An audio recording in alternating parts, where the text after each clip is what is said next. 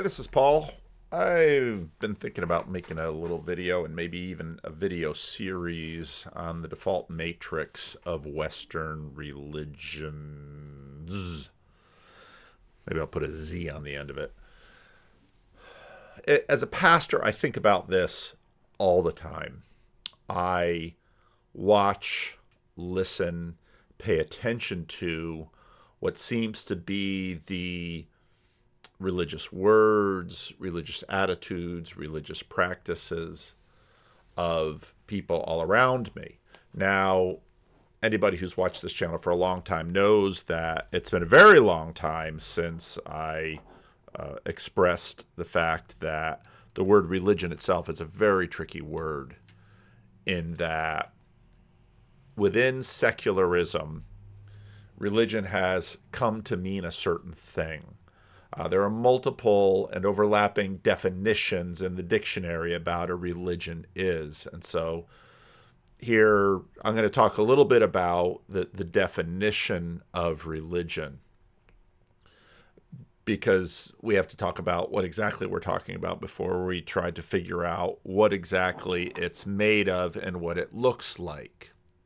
Now, a really helpful video in this is an older video with rather crappy sound that I should check and make sure it's still out there on the internet. All right, Tom Holland talks about having a book deadline, has to get his book out because he doesn't want to give the money back, so we'll just let him set it up. The famous deadline that was failed to be met in antiquity was Virgil's, who was hurrying to finish off the Aeneid and then died. I'm hoping that that's not, I don't face a deadline quite as serious as that. But I do have to get the book that I've been doing for the past 3.5 years in by this Christmas, or I'm going to have to return all the money the Americans gave me. So it's an unbelievably serious situation. And if I give you some sense of the sweep, perhaps you'll understand why I'm feeling slightly pressured. This new book begins on the banks of the Hellespont in 479 BC. A Persian is being crucified on its banks by an Athenian flotilla commanded by the father of Pericles. And this serves as a kind of a clothes hanger. This opening episode serves as a kind of clothes hanger for insanely panoramic sweep over antiquity at that point, including the Persians, Babylon, Athens, and then we move to Alexandria, and then in the next chapter we look at the emergence of the Jewish scriptures, again going way back in time, back to Canaan, back to the Babylonian exile of the Jews, back to possible influence on Jewish scripture of Persian kingship and Persian dualism. So, you know, it's a broad sweep, and it continues at a hubristically broad pace. So we have Pompey storming Jerusalem. We have a temple to Augustus being raised in the province of Galatia. Then the kind of the clothes hanger event in the next chapter is a scene in an amphitheatre in the reign of Marcus Aurelius. Then we have Julian the Apostate visiting a temple in Galatia again and discovering that it's been abandoned, pretty much.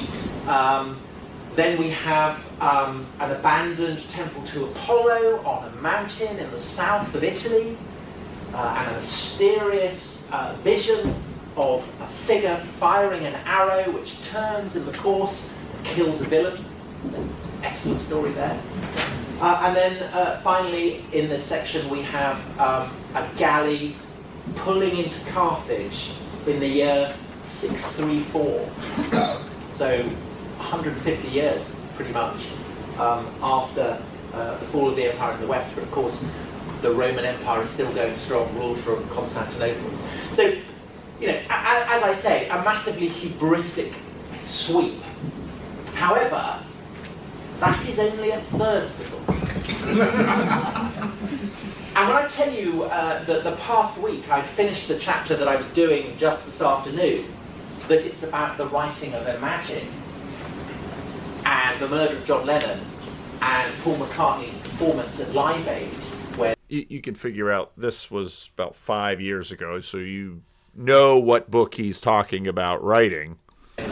those of you to lots of you this will be very, very ancient history, but some of you may remember Paul McCartney sitting at the piano right at the climax of Live Aid, singing Let It Be, and the microphone cut out. And so you might think, what on earth is all this doing together? What on earth does Paul McCartney and John Lennon and James Brown and Bob Dylan, all of whom are mentioned in the chapter I've just finished, what have they got to do with Pericles' dad?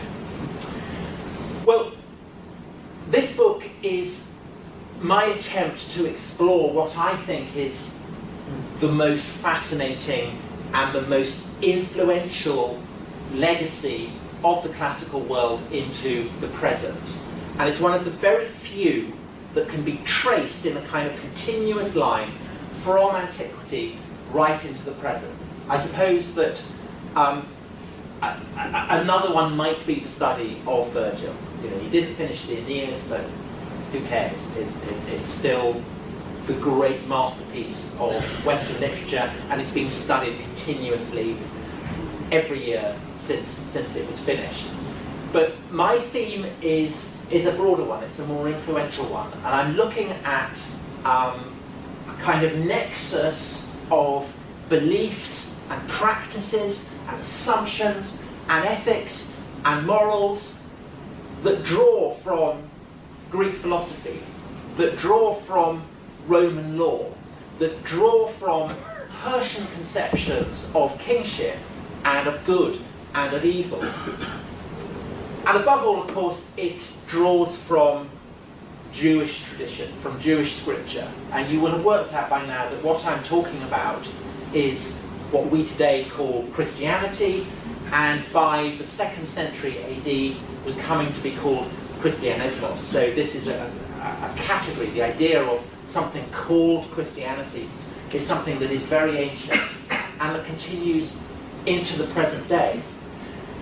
However, in a sense, it is a measure of the impact of Christianity that it has evolved in such a multiplicity of ways that word Christianismos, as used by Christian philosophers back in the 2nd century AD, and our word Christianity, there is a sizable gulf in signification.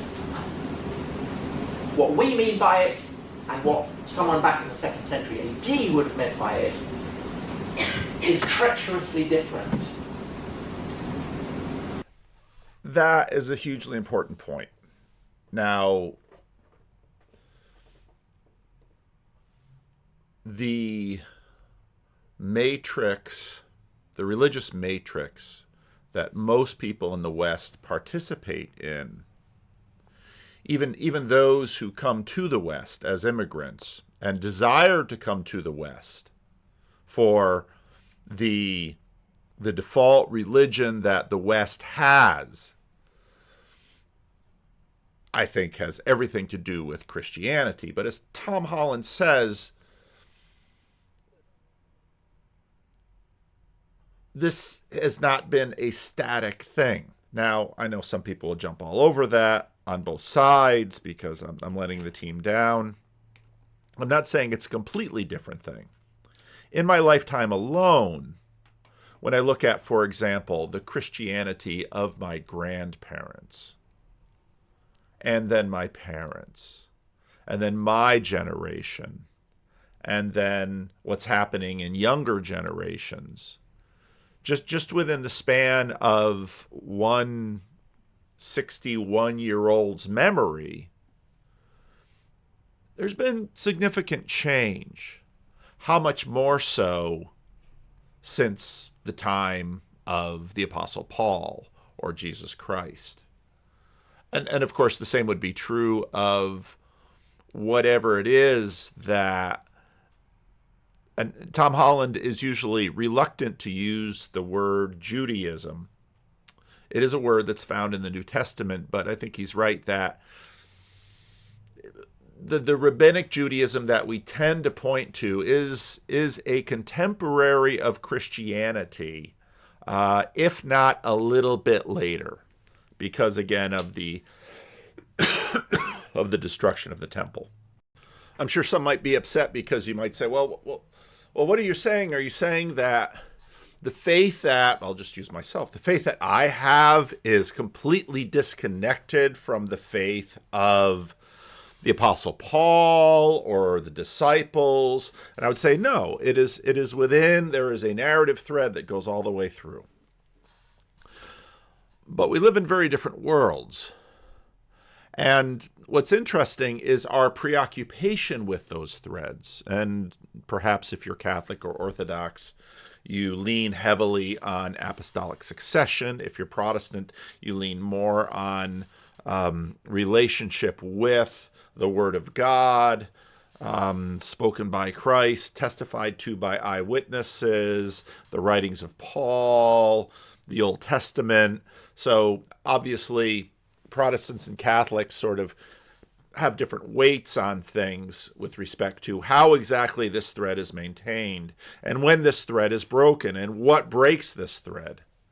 Those are the questions that preoccupy both religious scholars and ordinary religious people. Have I strayed from the way? Have I lost the thread? Have I wandered and am permanently lost? Or am I, as the Heidelberg Catechism says, a part of this thing called the church, which is in fact this long historical tradition?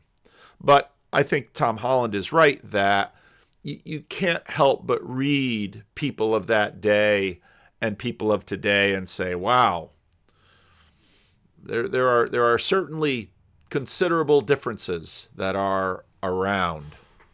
And by extension, even more so, if I say, well, what is Christianismos?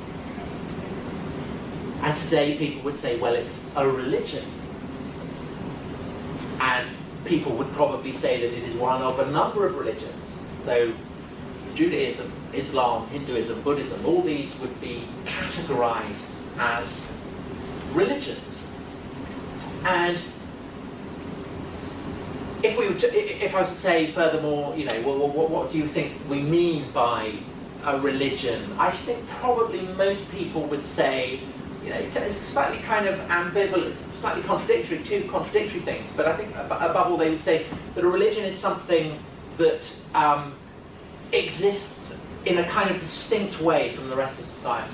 So you can talk about church and state. Religion is something that, it has a GCSE, for instance. You go and you study religion in a GCSE. If you read a book about India or about the ancient world or something, you'll have chapters on the religion of the Hindus, the religion of the Egyptians, the religion of the Greeks. And it's accepted that this is something that is separate from the rest of society. Against that, there is also, I think, a sense that a religion is about, it's what an individual believes. So you say, what is your religion? You might say you're a Christian, or I'm a Jew, or I'm Muslim, or Hindu, or whatever. It's something that defines you personally, that defines you individually. And there is a kind of lurking sense there of that this is about an individual's relationship with a kind of aspect of the divine, an aspect of the supernatural, perhaps a personal God. And the problem with this is that when we use that English word, religion, and we back project it, and we talk about the religion of the Greeks, or we talk about the religion of the Romans, or we even talk about the religion of the Jews back in antiquity, there is a massive risk of anachronism. And really, I want to talk tonight about what that risk is, and to demonstrate exactly how it was that our conception of religion today, yes, emerged from antiquity, but over the course of that evolution became something really radically quite different. Now, I've brought with me two books which have been hugely influential on me over the course of my writing about classical antiquity. So this is by Walter Burkert, a great German scholar, Greek religion. I mean, it's an absolutely masterly account of what I suppose we might call Greek cultic practices, the Greek gods, Greek philosophy even, and there you have it, Greek religion. And then this one, Religions of Rome, by John North, Simon Price, and well before she became the world's most famous woman, Mary Beard. Again, hugely influential book on me. So I was reading these books while I was reading this while I was writing about, while I was writing Rubicon, all the, those 400 years ago. And I was reading this while I was writing about the ancient Greeks and Persian fire. But it kind of pressed on me that this word religion was highly difficult. So, and I was kind of sufficiently alert to it that I think the whole way through both Rubicon and Persian fire, I never actually used the word religion. And what's interesting about this is that despite the title of both these books, I think when you read through them, again, they don't really talk about religion. So the headline is there, the title is there, but there's clearly a kind of nervousness on the part of scholars of using this word. And part of the reason for that is that we don't really have an analogous word in either Greek or in Latin. So the word that is often cited in Greek for being equivalent to our word religion is threskeia. When I was translating Herodotus, threskeia was pretty much on every page. But it was evident that Herodotus was not talking about anything that we would recognize today as religion. He's kind of talking about rituals, really. He's talking about the cultic practices, the sacrifices, the priest. Now this question of ritual is not a small one. And when I look around at people today and what motivates them, of course, a big part of my motivation is getting at the question of the behavioral decline in participation of what secularity calls religion. And, if you look at, say, the work of John Vervaeke, his interest, Jordan Peterson's interest, I mean, Peugeot's just always done what he's done. Peugeot's, in many ways, brought the fruit of a tradition and made it accessible to people beyond that tradition, and people who then have decided to enter into that tradition, being some version of Eastern Orthodoxy. But a cognitive scientist, a psychologist, and in this case a pastor, I ask myself, okay, what's going on there? Why? Just read Homer. Why all the sacrifices? Why all the temples? Why all the altars? Why all the shrines? Why all the little figurines? I was in Italy this past summer, and wow, what a fabulous, if you love museums, and I'm really fortunate, my wife and I both love them, and we have developed that love in our children to varying degrees, and we hit those museums like a starving man at a buffet. I mean, we every one of those cities we went to in Italy, we found the best museum, and we got in there and we did a lot of museuming. And one of the things that you notice, what did they dig out of Pompeii? Statue after statue after statue after statue, all these little statues. I was in Davis this morning. I had our pastors, we have our cluster, that's our CRC cluster of pastors that are here, downstream from the church planting that we were involved in 15, 20 years ago, and those church plants, and then the successive layers of pastors. And I walked by a storefront, and the storefront had Davis, California is. I walked by a storefront, and there were characters painted on this storefront. I don't even remember what the storefront of, but it was Shrek and Mrs. Shrek. And I just in that moment I thought about all of what I'd seen adorn the walls in these palaces in Pompeii, not really palaces, homes of the wealthy and powerful in Pompeii. And today we look at that and say, well, that's decoration or that's entertainment. But in ancient, we sort of have to invert it. An ancient would look at it in a different way. And this is where Tom Holland is sort of wrestling with this idea, because it's like the ancients didn't know what they were doing. When you decide that you're going to go to the gym every day because you think it's important to exercise in order to extend your life, I don't think that's fundamentally different than having that little statue of one of the most common statues that they pulled out of Pompeii was Fortuna, fortune, this little goddess. I mean, she's all over the place. There's so many statues of fortune. There's a good number of Hercules in various ways. And then, of course, perhaps part of the reason I'm so sensitive to this is because, of course, during the iconoclasm of the Protestant Reformation, the Reformers became very sensitive to these images and said, now, what role are these images playing? And should we think carefully about that with respect to idolatry? What do you mean by idolatry?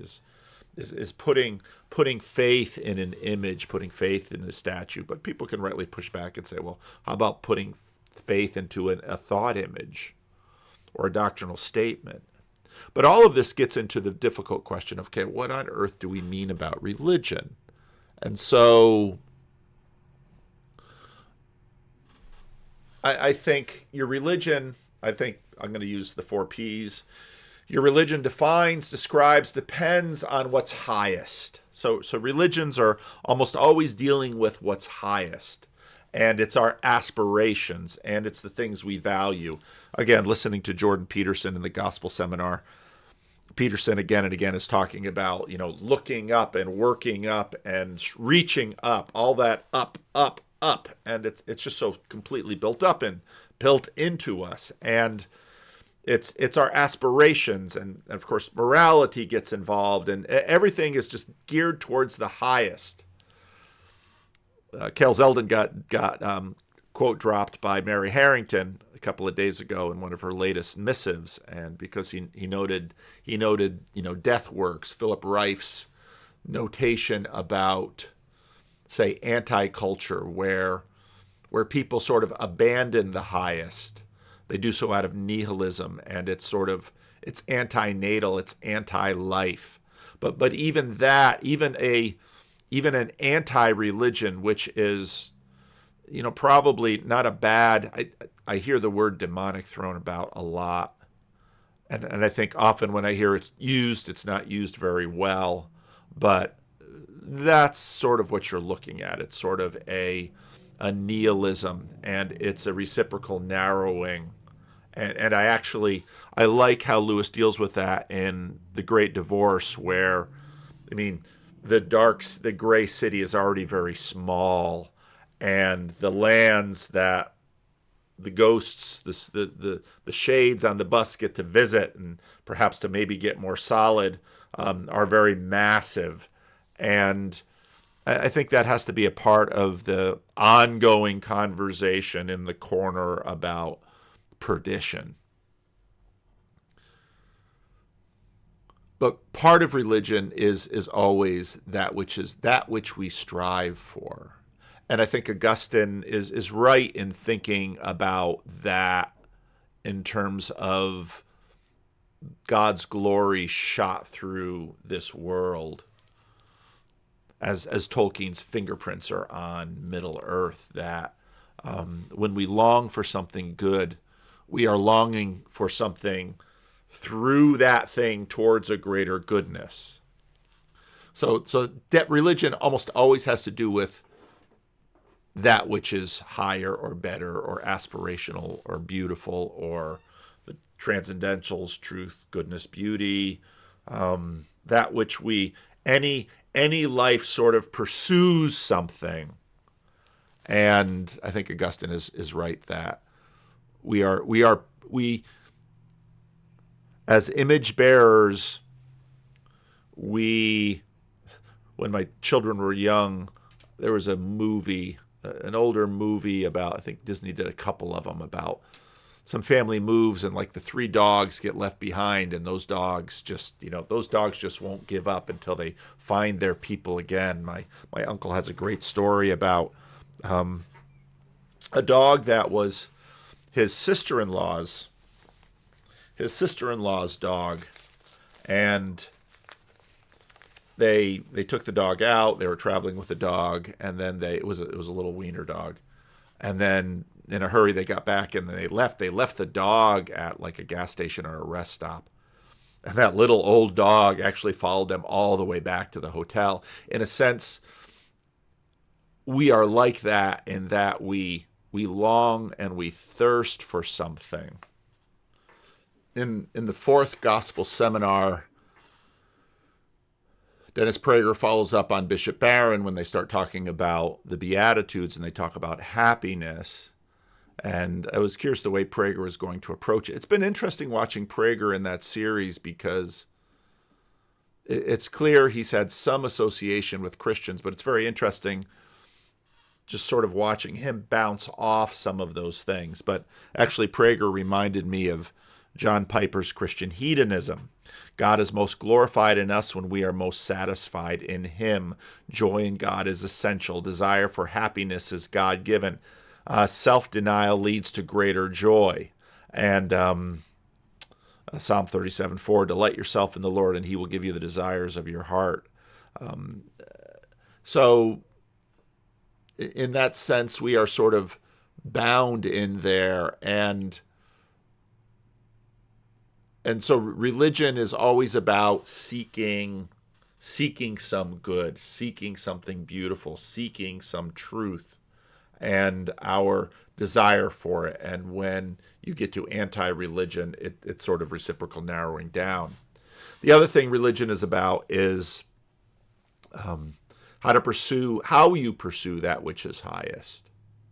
So going to the gym is religious. Dieting is religious. It might be going to a feast and eating wonderful food is religious. Again, when I was a child growing up in Christian school, learning my Reformed doctrine very early, one of the phrases that we were taught and was repeated all the way through all of life is religious. And built into that is sort of this Reformed vision, comes from Augustine of this seeking. Now I say it's a Reformed vision. There'll be plenty of Catholics and Orthodox and Arminians and lots of non-Reformed people say, oh yeah, we believe that too. But it came to me through the Reformed. I think in some ways it pushed against the sort of two-speed religions that, and that's interesting, the way as we are sort of continuing to digest the Protestant Reformation, discovering its weaknesses, other traditions perhaps sort of quietly absorbing its strengths, and as, sort of the whole body of Christ is sort of continuing to move together even as we have Protestant, Catholic, Orthodox. We are working through those issues. And so the propositional and the perspectival is that religion is sort of seeking the highest, and the participatory and procedural is sort of how we pursue that which is highest. That enable human beings to feel a sense of communion with the gods. And as the word evolves over the course of the centuries. So, why do they want communion with the gods? You know, they're looking to the gods for favor. You know, if you read antiquity, John Walton makes the observation in his studies of reading just catalogs of other ancient Near East priestly and religious writings. The priests were just always hammering people to. People complain about pastors today. It wasn't anything like back then. It's all about getting in and getting your sacrifices. It's very transactional. It's very, if you don't pay off the gods are basically like this protection racket. If you pay them off, you'll get their favor. If you don't pay them off, they will turn on you. So the gods are basically like mob bosses. Where already in the Old Testament, you have this broadening where yes, you should fulfill your vows. Yes, you should participate in the feasts and the sacrifices. Yes, you should do all of these things that today we would identify as religious. But again and again and again in the Old Testament, the word is your obedience is of more value than the animal that you bring. Now, of course, bringing the animal is part of obedience, but there's a quality in the Old Testament of relationality that the God of Israel says, this is how you are to treat your neighbor. This is how you are to treat the stranger and the sojourner. This is how you are to treat the people around you. This is how you are to treat your fellow Israelites. And, you know, again and again, when you read in, let's say, the book of Deuteronomy and in the Pentateuch, keep reminding, how do you treat the sojourners and the refugees and those others in your land? Remember you were slaves in Egypt. Remember you were slaves in Egypt. So there's very much this ground beat of reciprocity that goes through. And but the relationship with the gods is always, well, you know, favor. And I don't know. Part of what's so difficult about reading back is that we do read onto. And the word varies. It can mean, in the New Testament, for instance, it appears in the New Testament where it kind of seems to mean worship. And in the writings of Philo of Alexandria, the great Jewish scholar of the 1st century AD, he genuinely seems to use it as meaning sacrifices. So there's something there that is very, it's kind of what we might call religion, but it's not quite. So, well, what about Latin? Of course, our word religion derives from a Latin word, religio. And actually, when I was doing, I'm so old that I didn't do GCSEs, I did O-levels, and we did Latin O-level. And one of the texts that we did was Lucretius's great poem, De Rerum Natura, which is much celebrated today as a kind of rationalist, atheistic poem, a kind of Richard Dawkins in a toga. And there's a famous line in it that opened the passage of Lucretius that I studied at school. It was tantum religio potuit suadere malorum.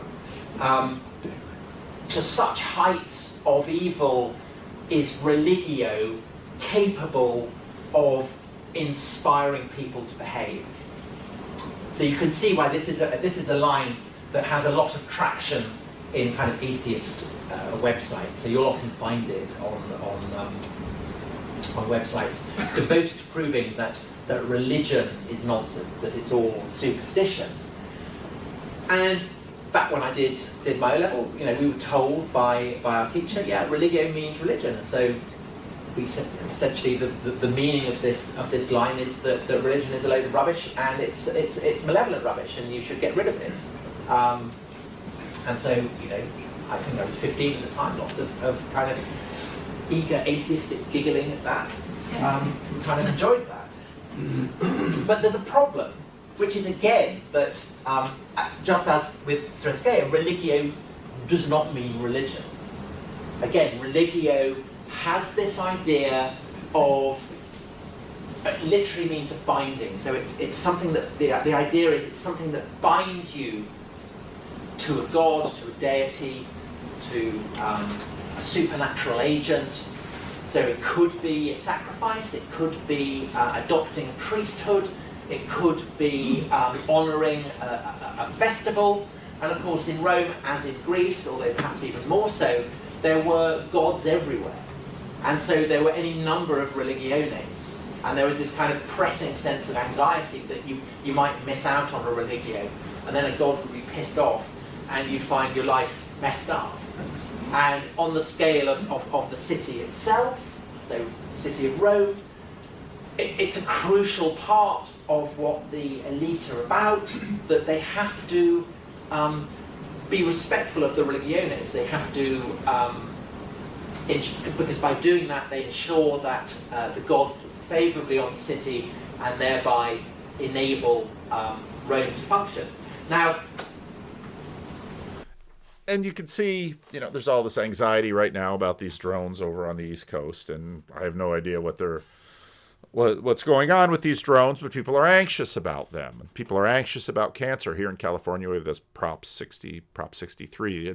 Almost any building you go into, they're going to have this plaque on the wall that says, there could be something in this building that might just cause you cancer.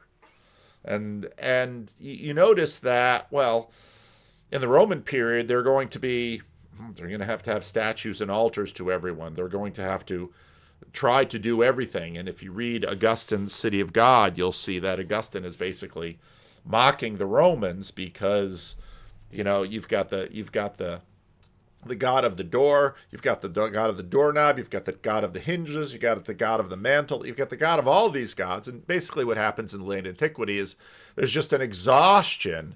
There's just this overwhelming anxiety about all of the things that could beset you.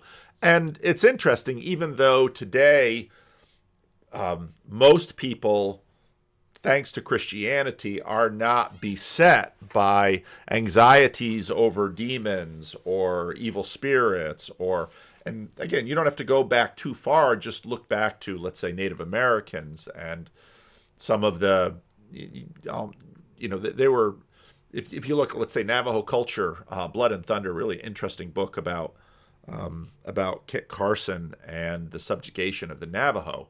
But, these people were tremendously anxious about all sorts of spirits all the time. Well, for many in the secular West, that's just gone. But all of that anxiety has been replaced with anxiety about car accidents, anxiety, fear of flying, fear of eating this, fear of eating that.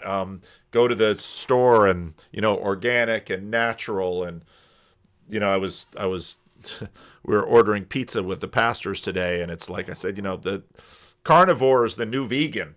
You're just watching sort of people switch like that. And I also said Netflix is the new mainline church. You just watch these things evolve. But functionally, the religions don't go away. Functionally, well, we might say, well, we have these new religions. And of course, if you just listen for the word science and how it's used again and again, it's fundamentally a religion. Because, and now, rightfully so, you might say, well, religion has improved, and you won't get an argument with me. But a big part of what's been happening over these last 7 years in terms of following Tom Holland, Jordan Peterson, whole group of other people. Now I'm reading Spencer Klavin's, where's that book? I gotta find that book because I want to scan that book. I'm listening to the audiobook, Spencer Klavin's book, which I'm really enjoying, where he's sort of marching through the story. And he's not taking this tact like I am here, but question of religion. So there are really only 2 points I wanted to make, and I hadn't planned on necessarily going through Tom's video here, but you can find this video. It's been out, let's see, December 31, 2018 it came out. Interesting. 34,000 views so far.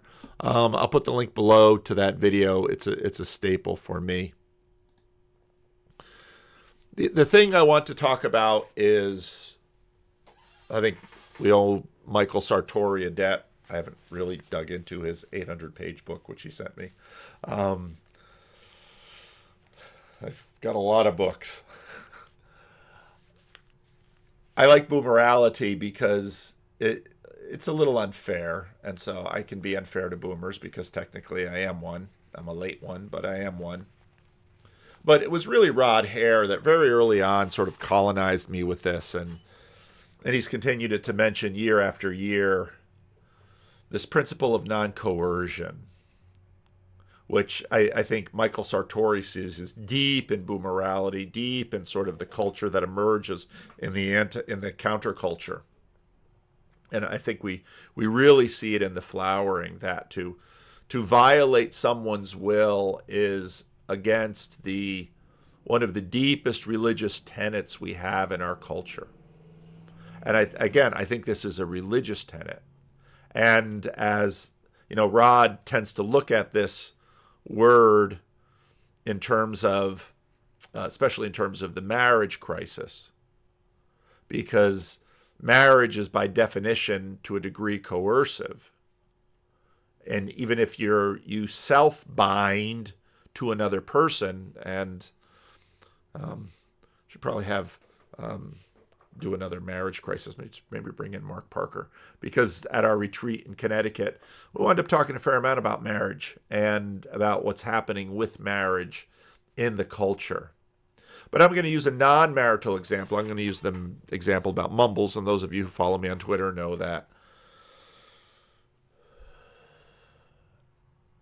I've been lately chronicling some of what's been going on in terms of some of the homeless around Living Stones. I've been doing this long before I was ever involved with Twitter.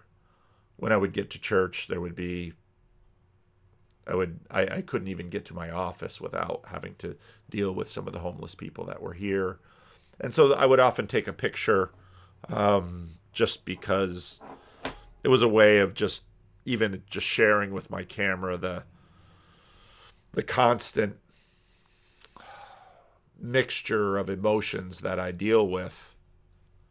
Of course, I'm set up by the Christian religion and the parable of Lazarus and the rich man. And when I have to physically step over many of these individuals just to get into my office, I'm reminded I am bound by that story. I do not want to be the rich man. And Mumbles has spent the last few days sort of camped out down there. So it's just a and this is something that I've lived with for 20 years. It's a constant thing. Mumbles has been in the neighborhood. He sticks to this corner. He's been about, here, my guess, 7-8 years. So I've known him a while. And other people come and go. It's a constant drama with neighbors. You can see the house right across the street. Neighbors. If you'd ask the neighbors what I should do, it would be get rid of these people always. They were sure happy when we put up the fence because basically an encampment was growing on the property and that was causing problem for the neighbors. And so we put up the fence, which minimized the space. And now we only sort of have 2 or 3 homeless people that are spending the night physically on the property at any given time instead of 4 to 6. And the neighbors, of course, have to deal with the eyesore quality of it, the garbage, the feces. You know, this is when I'm here during business hours. It's usually more quiet. Every now and then I have to go out and tell people to tone it down. But you know, I'd be sitting here in my office and they'd be openly using drugs. Outside having sex. I mean, one day I opened the doors, a couple of regulars there going at it, broad daylight. It's a fairly exposed area, and it's like, you know, knock it off, you two. So, well, why is this tolerated? And if you look at, and I watch. So the big blue tarp came yesterday. I was giving someone who is now in his late 60s a ride to the doctor's. And what's amazing to me, this person, I don't want to get into too many details because, you know, protect the anonymity of some people. But this person has multiple things wrong with them. This person has provided the genetic material to bring 9 other people into this world. How much fathering this person has done? Debatable. Probably been an alcoholic his whole life. Picked him up early in the morning, smelled it on him then. But now in his late 60s, just going to the doctors all the time. And I'm not that many years younger than he is, but I go to the doctor once a year for my checkup. Thank God for my health. So, but as a culture, we don't want to, we're very careful about coercion. We're very reluctant. Now, it's a very complex dance. And really what the religion of our culture, it's all about the rules and traditions around coercion. And these have changed quite dramatically. In many ways, the counterculture was a rise in non-coercion. And then the sexual revolution, I don't know what we're going to call we call it the sexual revolution, but we should have a word for the divorce revolution. Because basically, well, if my marriage isn't working for me, I should walk away from it. And while most people are, of course, abortion is another one of these issues. Of course, most people, there are very few people who are sort of marital absolutists, even though Jesus nearly goes there. But most people will say there are reasons for divorce, or at least separation. But as a culture, if a relationship isn't working out for me, I have a duty to get out of it. And what we're sort of bumping into as a culture, and this is where I think a lot of the deep religious conversations of our culture are about, how much non-coercion can we tolerate? So even though ChatGPT led me pretty tremendously astray the other day on a video, I'm just curious about non-coercion. The principle of non-coercion in Western culture is rooted in the idea that individuals should have the freedom to act, think, and make decisions without being forced or manipulated by others.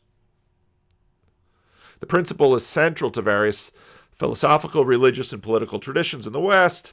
Part of the problem with ChatGPT is it's just so blah, blah, blah, blah, blah, blah, blah, blah, blah, blah, blah, so much of the obvious. But underpinning concepts like personal liberty, autonomy, and moral agency, and again, I think Christianity is deeply beneath this, even though there have been expressions of Christianity that have been far more coercive.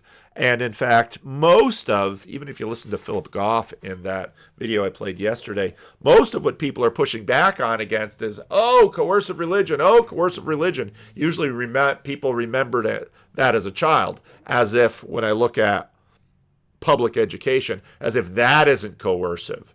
Now, increasingly, children can't even touch one another. But it's a special dance of non-coercion because if you're of a certain class, you can go to school and say anything and do anything. But if you're not of that certain class, then suddenly, in other words, there's a zero sum. It's not quite a zero sum gameness, but our reality is very interactive, and we bump up against each other, and so. This is, I think, part of what we're bumping into as a culture. Moral and ethical foundations. Non-coercion is tied to the belief in human dignity and intrinsic value of free will. Again, deep Christian themes. Many Western ethical systems, especially those influenced by Christian theology, emphasize the importance of individuals freely choosing good over evil. Forced morality in this view undermines the authenticity of moral actions. And you'll hear a lot of these themes in my sermons, and I'm aware of it when I'm preaching it. Political philosophy, liberalism. The principle of non-coercion is a cornerstone of liberal thought, which advocates for minimal interference in the state of others or individual lives. Thinkers like John Locke and John Stuart Mill championed the idea that people should be free to pursue their own interests as long as they do not harm others, the harm principle. And if you look at even what's going on in let's say, Ukraine, what do I know about it? But I think part of it is that, same as in China, these liberal values have gone out throughout the world, and people love them and want them and enjoy them and pursue them. And, one of the changes in religion, even just say from the religion of my grandparents 100 years ago to the religion I see today, is non-coercion. Church discipline. Churches in America are voluntary institutions. And so, if you decide to up and leave, not a lot a church can do. And in fact, if you express any kind of coercive, let's say shaming or shunning or anything like that, you can get in trouble with the law. So, non-coercion is deeply, deeply religious in our world. It's that which is highest, this freedom. And that's why you hear all this freedom to, freedom from, why freedom. And we're continuing to sort of try to calibrate this because we have a sense that too much and it just kind of floats away. And again, I think about mumbles. And, I go out there and I lift up the tarp and I say, how you doing today? We have a little conversation. But could I remove him from the property? Yeah, I could do it physically. And I have various less coercive, more manipulative ways of dealing with it. For example, if someone comes and sort of sets up shop with all of their stuff, if they go away during the day, I'll clear out the area and throw all their things in the garbage can. And then they'll come back and, how dare you move my things that are on your private property? This is a church. It's not supposed to be private property. Oh, well, America gave up on some of those commons a long time ago, buddy. Yet. So if you really want to retrieve your stuff, if you get it before garbage day, it'll all be in the can. But if they're in it, I usually leave it alone, and then I'll check on them and ask how they're doing and, leave them there. You're free to be crazy. You're free to have your habits, and I'll even permit you there on this step up to just don't block the mailman, and our mailman's a good mailman. So liberalism, social contract. The tradition of Locke and Rousseau, governments are seen as legitimate only if they are based on the consent of the governed, respecting individuals' autonomy rather than coercing them arbitrarily. So again, not only lack of coercion in terms of individuals, but also in terms of bodies that we form in community. Religious influence, Christianity. Non-coercion has the theological roots in the Christian emphasis on free will. For example, St. Augustine argued that faith must be chosen freely and cannot be imposed by force. Secularization.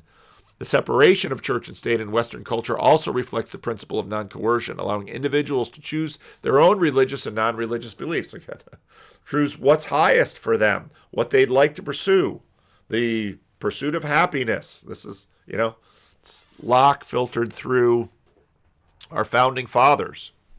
Modern application, human rights, economic freedom, therapeutic and ethical context, challenges and critiques, conflicts with authority. Balancing non-coercion with societal order can be challenging. Laws are coercive. There's just this little thing on Twitter where woman refuses to sort of be pulled over by the cop. Cop follows her over into the parking lot. And cop says, get back in your car.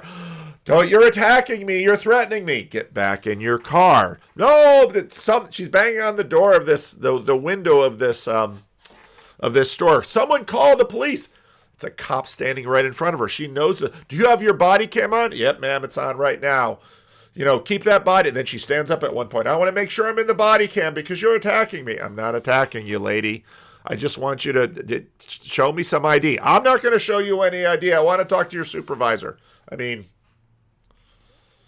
And again, part of what's happening in our culture is people look at this and they're like, and then suddenly it's like, well, where is their agency? Louise Perry, in her Substack, talked about, lots of people had framing of What was her name? Lily Phillips or whatever, her OnlyFans. She framed it in terms of the myth of female agency. And she begins going into the question of how much of an agent is she? And this is what we're starting to bump into as increasingly we recognize that legally we tend to assume people after a certain age have full legal agency. They're not necessarily displaying a lot of agency. So, for example, for someone like Mumbles, I just call them Mumbles because, well, sometimes I'll use names and then people will be like, well, what about their privacy? So it's the whole non-coercion thing. You can't see his face there. You're kind of looking for the ball cap. He's right under the ball cap. And even the name I have for him, I have two names for him, which are not the same. And so I'm really not sure I have anything close to his legal name, but I'll just call him Mumbles because if you meet him and try to talk to him, you'll know exactly why I call him that. But hey, non-coercion. He is free to be crazy, and he doesn't receive Social Security. I think if I were to try to get him to the hospital, he'd fight me. He's a 78-year-old man that spends most of his time grooming and preening the collection of things that he has in his shopping cart. But and I mean that. I mean, there's a lot of homeless people that don't do that all the time. He does. If you see him, he's just always reaching in the shopping cart, or he's got a mirror and he's working on his beard and he's working on his hair and this is how he spends his day. I know. I every day, 7 years, this is how you spend your day. All right. Well, it's free to spend your day like this. And if she wants to be, in her words, run through by 100 men, well, there you go. But Louise Perry asks very insightfully, how much agency does she actually have? To what degree is she a consenting adult? Legally, there's no real question. But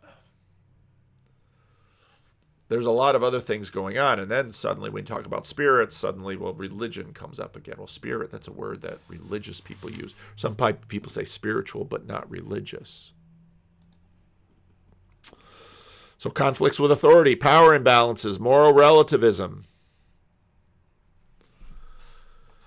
So the principle of non-coercion, I think increasingly this is going to be a big deal in terms of our religion. How we individually and collectively say what is good and right, and how we try to attain it for ourselves and our loved ones, and for ourselves and our collectives as well. All right, that's it for now.